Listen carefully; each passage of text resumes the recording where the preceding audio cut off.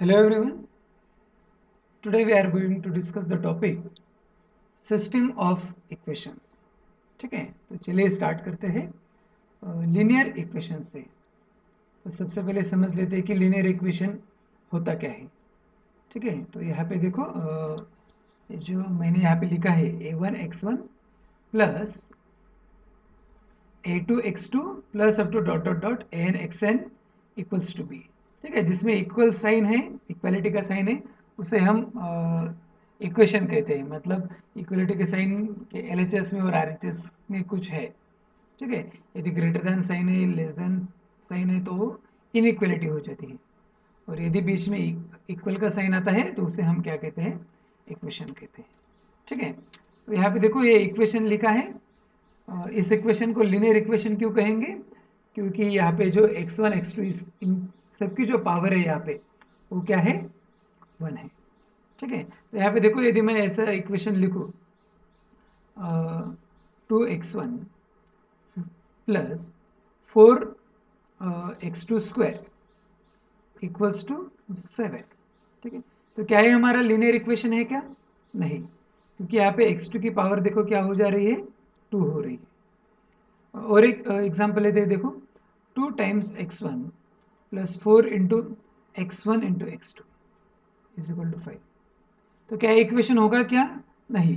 फिर से यहाँ पे पावर देखो x1 की 1 है, x2 की 1 है, तो वो क्या हो जा रही है, 2 हो जा रही है। तो फिर से this is again it is not the linear equation. तो लीनियर इक्वेशन किसे कहते हैं? देखो this is the equation where हर एक टर्म में जो पावर है वो क्या बनना चाहिए, 1 बनना चाहिए। ठीक है, तो यहाँ पे देखो a1 a2 up to an, ये क्या है यहाँ पे, ये कॉन्स्टेंट्स है, और ये भी हमारा भी जो है कॉन्स्टेंट है।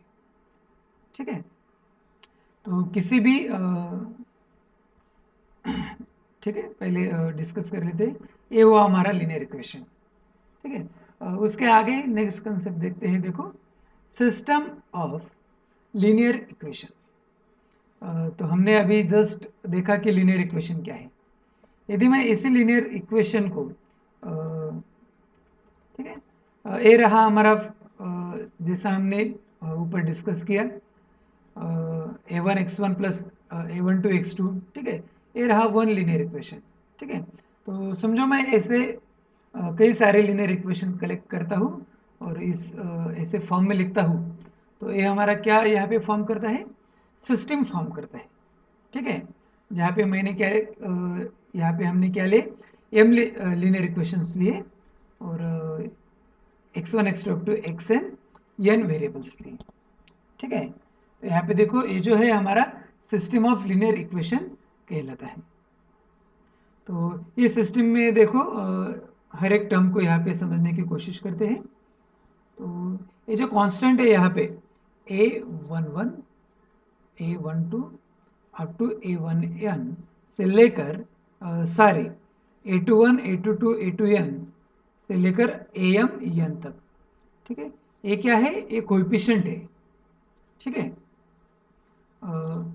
ये सारे कोएफिशिएंट है और इन सारे कोएफिशिएंट को मिला के हमें मैट्रिक्स तैयार करना होता है। ठीक है, वो आगे डिस्कस करेंगे ही। उसके बाद ये x1 x2 xn जो है, ठीक है, x1 x2 xn जो है ये अननोन्स है और वेरिएबल्स है। ठीक है, और हमारा टारगेट और हमारा जो एम है वो यही होता है कि हमें ये x1 x2 xn की वैल्यूज निकालनी होती है। किसी भी सिस्टम को सॉल्व करने का जो मोटिव है, ठीक है, या फिर उसका जो मीनिंग है वो क्या है, the finding the values of this x1 x2 xn, that is nothing but that is called as solution of the system. ठीक है, तो यहाँ पे x1 x2 xn क्या है, अननोन से जिसे हम वेरिएबल्स भी कहते हैं। यही हमारा मोटिव है कि हमें सिस्टम सॉल्व करके x1 x2 xn की वैल्यू निकालनी होती है। ठीक है, तो चलिए ये तो हुआ discussion system of linear equation किसे कहना है। तो इसे सिस्टम को देखो हम सॉल्व करने के लिए हर बार ऐसे नहीं लिखेंगे, इसे एक मैट्रिक्स फॉर्म में लिखेंगे। ठीक है, मैट्रिक्स फॉर्म में क्यों लिखेंगे? क्योंकि इसे सॉल्व करना हमें आसान हो जाता है। तो चलिए इसे मैट्रिक्स फॉर्म में कैसे लिखेंगे वो देखते हैं। ये जो सिस्टम हमने लिखा है, इस सिस्टम को मैट्रिक्स फॉर्म में ax is equal to B ऐसे लिखा जाता है, ठीक है। जहाँ पे ए का नोटेशन क्या है, ए क्या है आपका, this is the matrix of coefficient. ये सारे जो कोएफिशिएंट है a1 a1 टू a1n, इससे हम कलेक्ट करते हैं और एक मैट्रिक्स के फॉर्म में लिखते हैं, जिसे कहा जाता है मैट्रिक्स ऑफ कोएफिशिएंट, ठीक है। उसके बाद क्या है देखो, x1 x2 xn जो अननोन्स है, ये भी हमने एक जगह कलेक्ट कर लिए और उसको कहा हमने x वेक्टर या फिर x मैट्रिक्स, जिसे कहा जाता है मैट्रिक्स ऑफ अननोन्स, ठीक है। उसके बाद ए b1 b2 bm जो है वो हमने यहाँ पे b में लिखे, जिससे कहा जाता है, यहाँ पे देखो b is equal to b1 b2 bm, जिससे कहा जाता है मैट्रिक्स ऑफ कांस्टेंट, ठीक है। तो इस तरह से मैट्रिक्स सिस्टम को मैट्रिक्स फॉर्म में लिखा जाता है। चलिए एक एग्जांपल लेते हैं और आपको उसका मैट्रिक्स फॉर्म में कन्वर्शन करके दिखाते हैं, ठीक है। फॉर एग्जांपल यहाँ पे देखो example, x plus Y plus Z it is equals to 3, 4y plus 3z it is equals to 7, x plus 2y plus 2z it is equals to 5, ठीक है। तो यहाँ पे देखो सिस्टम ऑफ इक्वेशन दिया हुआ है, तो इसे मैट्रिक्स फॉर्म में कैसे लिखेंगे देखो, मैट्रिक्स ए, ठीक है, ए क्या लिखेंगे, इसके कोएफिशिएंट, x का कोएफिशिएंट है 1, y का कोएफिशिएंट 1, z का कोएफिशिएंट 1। यहाँ पे देखो x का कोएफिशिएंट 0 है, y का कोएफिशिएंट है 4, z का कोएफिशिएंट है 3। उसी वे से यहाँ पे x का कोएफिशिएंट 1, y का 2, z का 2। तो ये हमारा हुआ x। उसके बाद x क्या आएगा, unknowns that is x y z it is equals to B matrix now 3 7 5, ठीक है। तो यहाँ पे देखो ये सिस्टम ऑफ इक्वेशन के फॉर्म में था, उसे हमने मैट्रिक्स फॉर्म में इस तरह से लिखा, ठीक है। तो इस तरह से हम किसी सिस्टम को मैट्रिक्स फॉर्म में लिखते हैं, ठीक है। और ये बहुत ज़रूरी है कि किसी सिस्टम को मैट्रिक्स फॉर्म में लिखना, क्योंकि उसी से हम आगे हमारा डिस्कशन करने वाले हैं कि किसी सिस्टम का सॉल्यूशन कैसे निकालना है और उसके लिए सॉल्यूशन कैसे निकालते हैं, वो सारा जो डिस्कशन है हम वो मैट्रिक्स फॉर्म से ही डिस्कस करने वाले हैं, ठीक है। तो चलिए अगला कंसेप्ट देखते हैं। तो यहाँ पे देखो आपका जो सिस्टम होता है, सिस्टम ऑफ लीनियर इक्वेशन होता है, उसके टू टाइप्स है, one is homogeneous system of equation and another is non homogeneous system of equation, ठीक है। तो इस लेक्चर में हम होमोजेनियस सिस्टम ऑफ इक्वेशन का डिस्कशन करेंगे और इसके कुछ एग्जांपल सॉल्व करेंगे, और अगला जो वीडियो रहेगा उसमें हम नॉन होमोजेनियस सिस्टम का डिस्कशन करेंगे, ठीक है। तो अभी दोनों डेफिनेशन देख लेते हैं। होमोजेनियस सिस्टम किसे कहेंगे देखो, ये जो हमारा सिस्टम है X is equal to B, तो इस सिस्टम में ये जो मैट्रिक्स है बी, यदि वो जीरो होता है तो उसे कहेंगे होमोजेनियस सिस्टम, ठीक है। मतलब क्या, ये जो कोएफिशिएंट्स है मैट्रिक्स बी के, यदि ये सारे के सारे जीरो आ रहे हैं तो उस सिस्टम को कहेंगे होमोजेनियस सिस्टम। यदि उसका ये बी जो है, ठीक है, ये कोएफिशिएंट एटलीस्ट वन कोएफिशिएंट आपका नॉन जीरो है तो उसे नॉन होमोजेनियस कहते हैं, ठीक है।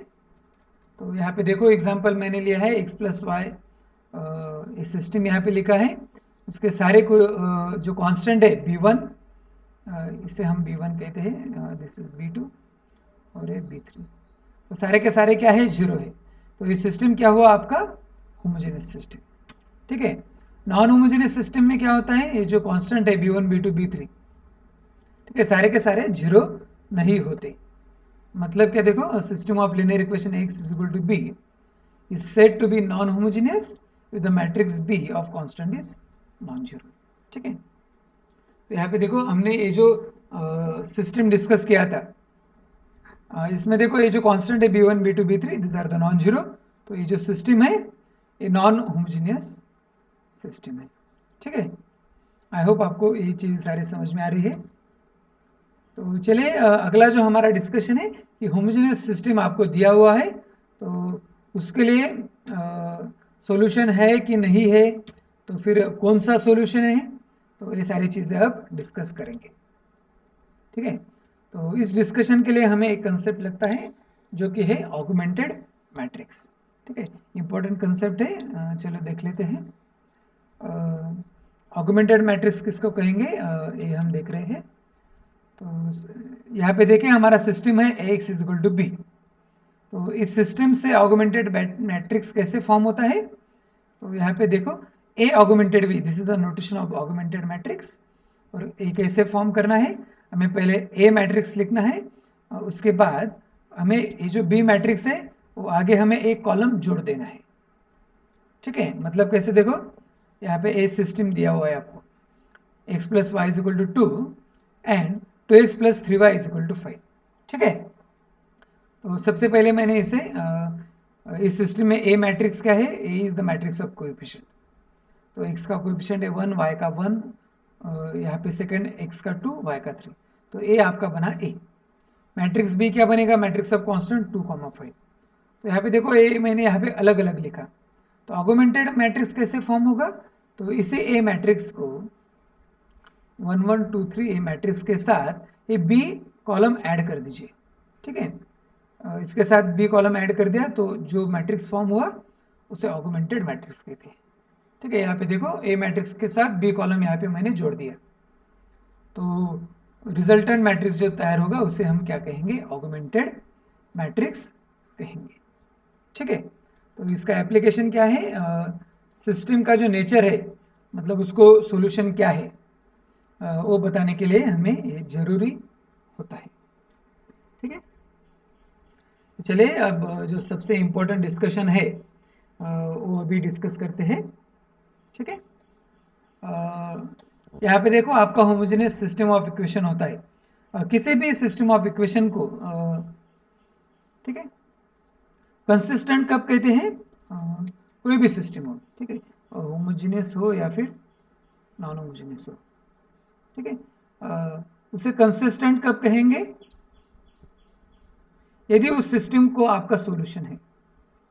ठीक है, सॉल्यूशन है मतलब क्या, यदि आप वो सिस्टम सॉल्व करके आपके जो वेरिएबल्स है एक्स वाई जेड उसके कुछ वैल्यूज आप फाइंड आउट कर पा रहे हो, तो उसे कहते हैं कि उस सिस्टम को सॉल्यूशन है। और यदि किसी सिस्टम को सॉल्यूशन है तो उसे क्या कहेंगे, कंसिस्टेंट सिस्टम। ठीक है, और यदि उस सिस्टम को सॉल्यूशन नहीं है तो उसे क्या कहेंगे, इनकंसिस्टेंट सिस्टम। ठीक है, that is if the system has no solution then we say that that system is inconsistent. ठीक है, तो यहाँ पे देखो आपका होमोजेनियस सिस्टम जो होता है वो ऑलवेज कंसिस्टेंट होता है, तो इनकंसिस्टेंट वाला जो केस है इसमें नहीं आता है। ठीक है, so always remember non homogeneous system में हम देखेंगे उसमें दोनों केस आएंगे आपके, कंसिस्टेंट भी और इनकंसिस्टेंट भी। लेकिन होमोजेनियस सिस्टम में क्या है आपका, ऑलवेज ये जो होमोजेनियस सिस्टम है ये ऑलवेज कंसिस्टेंट होता है। ठीक है, कंसिस्टेंट होता है मतलब क्या, इस सिस्टम को ऑलवेज आपका सॉल्यूशन होता है। ठीक है, तो इस सिस्टम को सॉल्यूशन होता है तो उसका नेचर क्या है, ठीक है, वो यहाँ पे हम अब देखेंगे। तो यहाँ पे देखो ये जो डिस्कशन है हम रैंक के पॉइंट ऑफ व्यू से डिस्कशन कर रहे हैं। मतलब क्या, सिस्टम कंसिस्टेंट एक कब कहते हैं, यदि आपका rank of A is equal to rank of A augmented B आ रहा है, तो हम क्या कहते हैं कि system has consistent. Okay, if rank of a is equal to rank of a augmented b then we say that system is consistent, मतलब उस सिस्टम को सॉल्यूशन है। ठीक है, लेकिन हमें आगे जाके डिस्कशन करना है कि उस सिस्टम को कितने सॉल्यूशन है, मतलब एक सॉल्यूशन है या इन्फिनिटली मेनी सॉल्यूशन है या फिर उसको सॉल्यूशन ही नहीं है। ठीक है, तो ये डिस्कशन करने के लिए हमें क्या करना है, उसके रैंक निकालनी होती है। ठीक है, तो यहाँ पे देखो ए और ए ऑगमेंटेड बी दोनों की रैंक सेम है, और आगे जाके एक कंडीशन में यहाँ पे ऐड कर रहा हूँ, और ए रैंक एन के बराबर है। अब यहाँ पे एन क्या है, एन मतलब नंबर ऑफ कॉलम्स, या फिर इसे हम कह सकते हैं नंबर ऑफ वेरिएबल्स आल्सो। ठीक है, तो आपके जो नंबर ऑफ वेरिएबल्स है जिसे हम एन कह रहे हैं, तो इन दोनों की जो रैंक हमने निकाली, ए की और ए ऑगमेंटेड बी की रैंक, यदि ये n के बराबर आ रही है तो हम कहेंगे कि सिस्टम हैज ट्रिवियल सॉल्यूशन। ठीक है, तो इस केस में आपका सिस्टम को यूनिक सॉल्यूशन आता है, और वो यूनिक सॉल्यूशन कैसे होता है, ट्रिवियल सॉल्यूशन होता है। ठीक है, और उसे जीरो सॉल्यूशन भी कहा जाता है। मतलब क्या, यदि समझो आपका 3x3 का सिस्टम है तो उसमें आपकी x और y और z तीनों की वैल्यू आपकी क्या आएगी, जीरो आएगी। ठीक है, तो इस केस में आपको क्या कहते हैं, उसको जीरो सॉल्यूशन कहा जाता है। तो आपको करना क्या होता है, आपको ए की रैंक निकालनी होती है या ऑगमेंटेड बी की रैंक निकालनी होती है, वो यदि सेम आ रही है, ठीक है, तो होमोजेनियस सिस्टम में देखो ये सेम ही आती है। ठीक है, आपको अलग अलग निकालनी नहीं है, ए की रैंक निकालो या ऑगमेंटेड बी की, और ए की रैंक होमोजेनियस सिस्टम में सेम ही होती है। ठीक है, तो वो जस्ट वो रैंक निकालो, वो एन के साथ कंपेयर करो, what is an, number of columns. ठीक है, यदि वो सेम आ रहा है तो हम कहेंगे जीरो सॉल्यूशन, और यदि सेम नहीं आ रहा है, यदि ये जो ए रैंक है if it is less than N, तब हम कहेंगे system has infinitely many solution. ठीक है, तो यहाँ पे देखो फिर से एक बार डिस्कस करता हूँ। आपको करना क्या है, होमोजेनियस सिस्टम आपको दिया हुआ है, सबसे पहले आप क्या करेंगे, रैंक निकालेंगे, rank of A. Homogeneous system के लिए रैंक ऑफ ए और rank of A augmented be always same होता है। आपने रैंक निकाली ए आर आई। ठीक है, आपको क्या करना है, इसको एन के साथ कंपेयर करना है। यदि आपका R is equal to N है देन द सिस्टम है जीरो सोल्यूशन। ठीक है, यदि आपका ये जो आर है लेस देन एन है, ये आर कभी भी एन से ग्रेटर नहीं होगा। ठीक है, इट इज एन से लेस ही होगा, तो इस केस में आपका क्या होगा, इन्फिनिटली मिनी सोल्यूशन। ठीक है, तो ये रहा आपका प्रोसीजर, इस वे से आपको जाना है। तो आई होप आपको ये चीज़ें समझ में आई होंगी। तो यहाँ पे देखो, ये तो रहा हमारा एक वे की रैंक से कैसे जाना है। अब मैं आपको जो ट्रिक बताऊंगा, तो वो ट्रिक यूज करके आपको ये रैंक का भी डिस्कशन करने की कोई भी जरूरत नहीं है। ठीक है, तो यहाँ पे देखो ट्रिक क्या है, ये ट्रिक सिर्फ आपकी होमोजेनियस सिस्टम के लिए, नॉन होमोजेनियस सिस्टम के लिए भी ट्रिक है, वो हम अगले वीडियो में डिस्कस करेंगे। ठीक है, तो चलिए ट्रिक देखते हैं। ये ट्रिक समझने के बाद आपको ये सारी चीज़ों के झमेले में नहीं पड़ना होगा। ठीक है, ट्रिक क्या है देखो, आपका होमोजेनियस सिस्टम है, उस होमोजेनियस सिस्टम का कोएफिशिएंट मैट्रिक्स ए बनाओ। ठीक है, उसका डिटर्मिनेंट निकालो। यदि आपका डिटर्मिनेंट नॉन जीरो आ रहा है तो सिस्टम को क्या कहेंगे, that system has zero solution. और डिटर्मिनेंट यदि डिटर्मिनेंट जीरो आ रहा है तो हम क्या कहेंगे, system has infinitely many solution. ठीक है, इतना आसान है। देखो सिर्फ मैट्रिक्स ए का डिटर्मिनेंट निकालो और उससे नेचर डिस्कस करो। ठीक है, किसी भी सिस्टम के लिए देखो तीन ही सॉल्यूशन के नेचर है। वन है आपका यूनिक सॉल्यूशन, अनदर है इन्फिनिटली सॉल्यूशन, और थर्ड वन है नो सॉल्यूशन।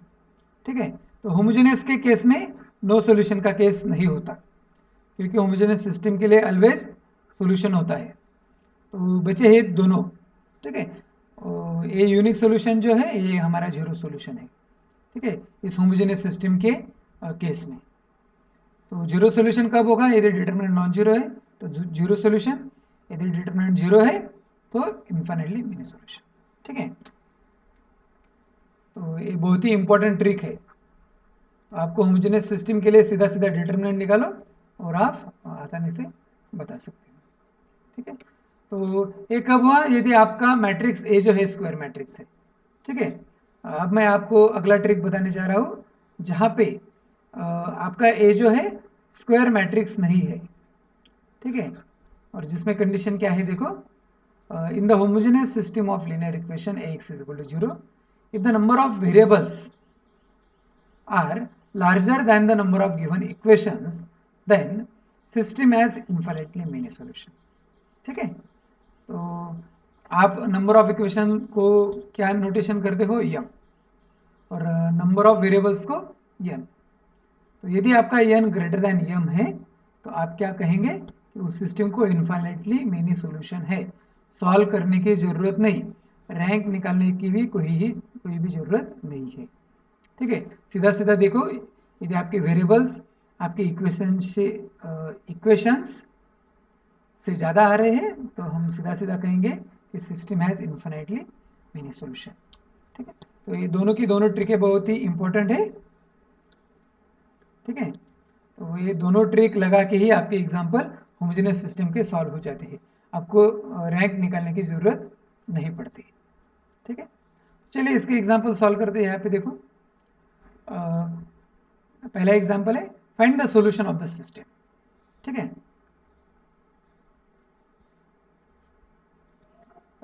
होमोजेनियस सिस्टम के लिए मैंने आपको सबसे पहले क्या बताया, सबसे पहले देखो इसे मैट्रिक्स फॉर्म में लिख लेते हैं। ठीक है, तो इसका कोएफिशिएंट मैट्रिक्स ए क्या हो जाएगा, देखो 6 -5 +1, उसके बाद 6 -8 +2। ठीक है, उसके बाद 2 -3 +1। ठीक है, नेक्स्ट जॉब क्या है हमारा, देखो हमें इसका डिटर्मिनेंट निकालना है। डिटर्मिनेंट कैसे निकालते हैं, 6 multiplied by first row first column हटा दो, -8 2 -3 +1, उसके बाद माइनस।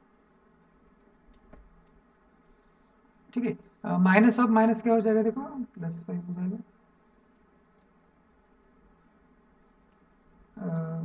यहाँ पे फर्स्ट रो सेकेंड कॉलम हटा दो, 6 2 2 1,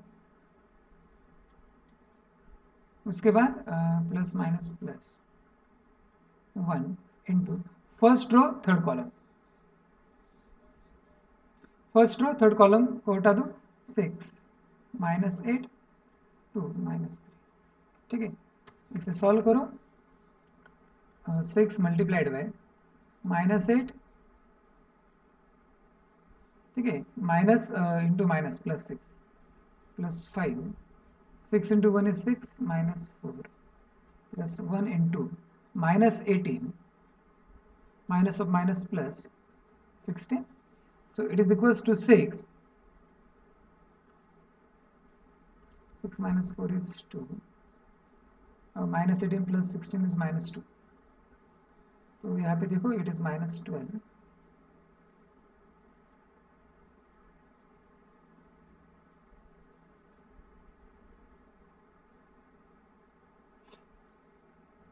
-2। ठीक है, यहाँ पे डिटर्मिनेंट क्या हो रहा है, यहाँ पे देखो -14 + 10 it is equals to -4 which is non zero. ठीक है, तो यहाँ पे देखो इसका डिटर्मिनेंट नॉन जीरो आ रहा है, और पहले ट्रिक क्या है मेरे, देखो यदि डिटर्मिनेंट नॉन जीरो आ रहा है तो हम क्या कहेंगे, सिस्टम हैज जीरो सोल्यूशन।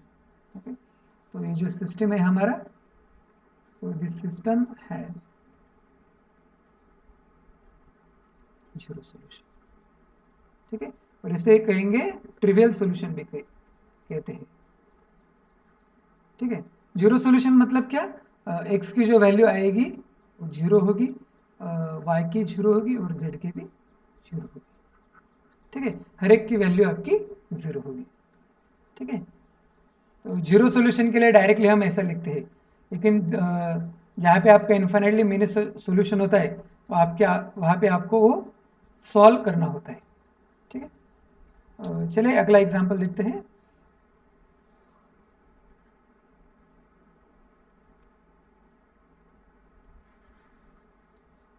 यहाँ पे देखो क्या है, सबसे पहले क्या काम करेंगे, मैट्रिक्स ए बनाएंगे, 1 2 -1। ठीक है, उसके बाद 3 8 -3 2 4 -2। ठीक है, तो इसका डिटर्मिनेंट निकालो, यहाँ पे देखो। ठीक है, यहाँ पे देखो आप डिटर्मिनेंट कैसे निकालना है आपको पता है। ठीक है, यहाँ पे एक अलग ट्रिक मैं आपको बताता हूँ। यहाँ पे फर्स्ट रो और सेकंड थर्ड रो ऑब्जर्व करो, ठीक है, रो 1 और रो 3। तो यहाँ पे देखो R3 कैसे ऑप्टेन होगा, R3 is equals to 2 times R1, ठीक है। यदि आप इसे 2 से मल्टीप्लाई करो तो क्या होगा देखो, 2 आ जाएगा, 4 आ जाएगा, -2 आ जाएगा। तो R3 कैसे ऑप्टेन हो रहा है, 2 टाइम्स R1। तो यहाँ पे देखो जब भी आपका किसी मैट्रिक्स में किसी भी मैट्रिक्स में यदि डिटर्मिनेंट की प्रॉपर्टी होती है, इफ एनी टू रोज और columns, if any two rows are linearly dependent, linearly dependent मतलब क्या, R3 कैसे ऑप्टेन हो रहा है, 2 टाइम्स R1 ऐसे ऑप्टेन हो रहा है। आप सीधा सीधा डिटर्मिनेंट निकालो यदि आपको ये डिफिकल्ट लग रहा है तो, ठीक है। रो कैसे निकालना है वो ऑलरेडी मैंने डिस्कस किया है, एक अलग नई बात आपको बता रहा हूँ, ठीक है। आसान लगे तो ध्यान में रखना, नहीं तो हमारा रेगुलर प्रोसेस यूज करना। तो यहाँ पे देखो, if any two rows are linearly dependent then determinant of A is equals to 0, ठीक है। So here R1 and R3 are linearly dependent. How? As R3 is equal to 2 times R1, ठीक है। So here R1 and R3 are linearly dependent. So here R1 and R3 are linearly dependent, ठीक है। Therefore determinant of A is equals to 0, ठीक है। और यदि determinant 0 है तो इसका मतलब क्या है कि ट्रिक क्या थी हमारी, देखो यदि डिटर्मिनेंट नॉन जीरो है तो सीधा सीधा सिस्टम हैज जीरो सोल्यूशन, यदि डिटर्मिनेंट जीरो है तो system has infinitely many solution, ठीक है। तो सिस्टम जो है हमारा डिटर्मिनेंट जीरो होने की वजह से system has infinitely many solution, ठीक है। तो इन्फाइनाइटली मेनी सोल्यूशन है तो हमें सोल्यूशन निकालने होंगे। कई बार देखो कैसे पूछते हैं आपको एग्जाम में कि सिस्टम दिया हुआ है, दिस सिस्टम हैज, क्वेश्चन कैसे पूछेंगे देखो, और आपको एमसीक्यू है तो इसके लिए इसका सॉल्यूशन कैसे निकालना है, ठीक है। It is not expected actually to you. तो कैसे क्वेश्चन पूछेंगे देखो, फॉर द अबो पूछ सकते हैं, for the above system,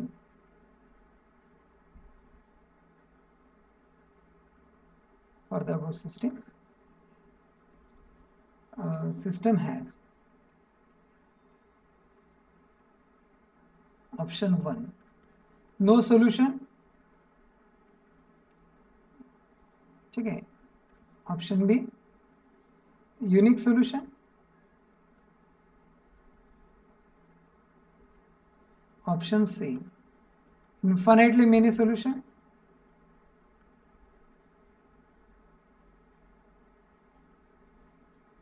and option D none of these,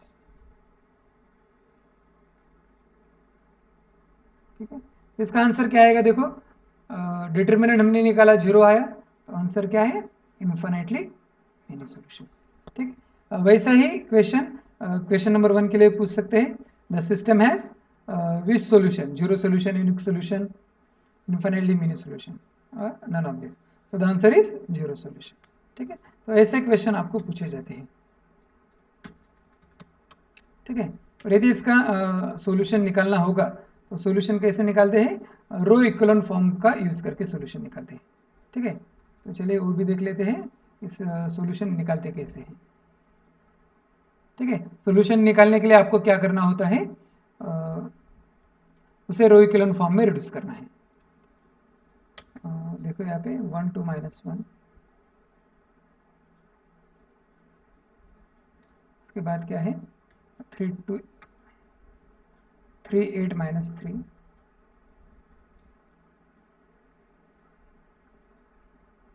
उसके बाद 2 4 -2, ठीक है। इसको क्या करेंगे, ऑपरेशन कौन सी यूज करेंगे देखो, R1 चेंज करना है R2 में, it is R2 minus 3 times R1 और R3 माइनस 2 टाइम्स R1, ठीक है। तो ये कैसे आते हैं, वैल्यूज का कैसे आएंगी, ऑलरेडी डिस्कशन हो चुका है। So it is 1 to minus 1, ठीक है। So minus 3 plus 3 0, minus 3 into 2 minus 6 plus 8 plus 2. So this is minus 3 into minus 1 plus 3 minus 3 0. Minus 3 into 2 minus 6 plus 8 plus 2, ठीक है। Now minus 2 plus 2 0. Minus 2 into 2 minus 4 plus 4 0, ठीक है। तो यहाँ पे देखो रो इक्विवेलेंट फॉर्म में ये ऐसे कन्वर्ट हुआ, ठीक है। तो रो इक्विवेलेंट फॉर्म में कन्वर्ट हो जाने के बाद देखो इसे फिर से मैं सिस्टम ऑफ इक्वेशन की फॉर्म में लिखता हूँ। तो x plus 2y minus z is equal to 0 और 2 times y is equal to 0, ठीक है, बराबर है। तो इसे सॉल्व करो, देखो इसे सॉल्व करने के बाद क्या आएगा,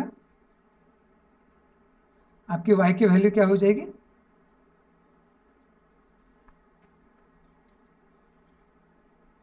हो जाएगी, ठीक है। यहाँ पे देखो पिछले वीडियो में रैंक ऑफ मैट्रिक्स में हमने डिस्कस किया था कि आप जब मैट्रिक्स को रो इक्विवेलेंट फॉर्म में रिड्यूस करते हो तो ये जो एलिमेंट्स है इसे क्या कहते हैं, पाइवोट्स, ठीक है। तो एक किसके करस्पॉन्डिंग है, देखो x1 सॉरी x1 x2 है या xyz है, xyz, ठीक है। तो ये x के करस्पॉन्डिंग है, ये y के करस्पॉन्डिंग और z के करस्पॉन्डिंग, ठीक है। तो हमारा यहाँ पे देखो पाइवोट्स हमें मिले हैं 1 और 2, ठीक है। तो ये सॉल्व करके हमारा y 0 मिल रहा है, ठीक है। तो यहाँ पे देखो x plus 2y minus Z, तो ये जो है ये पाइवोट है और x और y दोनों पाइवोट है, z क्या है, फ्री वेरिएबल है, ठीक है। तो यहाँ पे देखो हियर पाइवोट का कंसेप्ट आपको पता है, तो x और y जो है पाइवोट्स है, ठीक है। और बचा हुआ जो होता है उसे फ्री वेरिएबल कहते हैं, ठीक है। तो यहाँ पे देखो आपको y की वैल्यू मिल गई, अब हमें क्या करना है, x की और z की वैल्यू निकालनी है, ठीक है। तो जो फ्री वेरिएबल होता है, फ्री वेरिएबल मतलब क्या, जिसकी हम कोई भी वैल्यू ले सकते हैं, इट इज़ फ्री। तो यहाँ पे देखो मैं z की वैल्यू लेता हूँ 1, ठीक है। जनरली हम 1 वैल्यू लेते हैं, आप कोई भी ले सकते हो। तो z की वैल्यू 1 ली, इस इक्वेशन में डाल दो, x y की वैल्यू 0 है तो ये 0 बन जाएगा, माइनस z की वैल्यू मैंने ली 1, so x minus 1 is equal to 0, so this implies x is equal to 1। तो देखो यहाँ पे सॉल्यूशन क्या आया, x is 1, y is 0, z is 1, ठीक है। यहाँ पे देखो z की मैंने वैल्यू 1 ली, यदि मैं z की कोई अलग वैल्यू लेता हूँ तो मुझे अलग सॉल्यूशन मिलेगा। तो इस तरह से जैसे आप z की वैल्यू चेंज करेंगे आपको ढेर सारे सॉल्यूशन मिलते जाएंगे, ठीक है। इसीलिए इसे कहते हैं कि इस सिस्टम को क्या है, इन्फिनिटली मेनी सॉल्यूशन है।